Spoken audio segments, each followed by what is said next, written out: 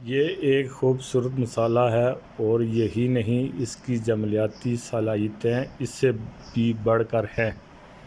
یہ ہماری جلد کو نکھارتا ہے۔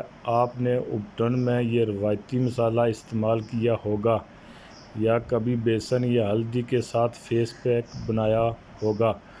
آج بھی ایسا ہی ایک چٹکلا آزمائیں۔ صرف 2 کھانے کے چمچ کے برابر دہی، چٹکی ہلدی ملا لیں اور چہرے، گردن، ہاتھوں، پیروں اور بازو پر لگا لیں۔ آنکھیں بچا لیں، حلقے کے اطراف احتیاط سے لگا لیں۔ یہ فیس پیک جلد کی داغ دھبوں اور نشانات کو ختم کر دے گا۔ کیل ماسوں والے چہرے کے لیے بھی تریاک حساس جلد والوں کے لیے بھی مفید انتخاب ہے۔ اکثر دیکھا گیا ہے کہ کیل ماسوں والی جلد کو صابن اور ہاتھوں سے رگڑا جائے تو دانے تکلیف دہ ہوتے ہیں، جلد سرخ پڑ جاتی ہے، خون رسنے لگتا ہے۔ ہلدی اور دہی کا یہ پیک ہر موسم میں استعمال کیا جا سکتا ہے۔ زعفران اور دودھ کا فیس پیک۔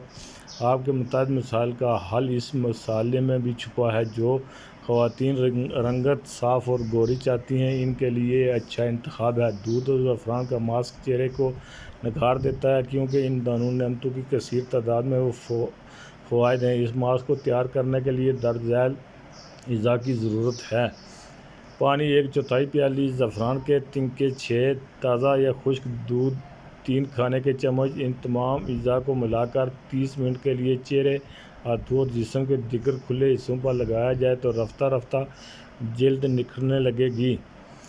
آپ کی خوبصورتی اور دلکشی میں اضافہ ہونے لگے گا۔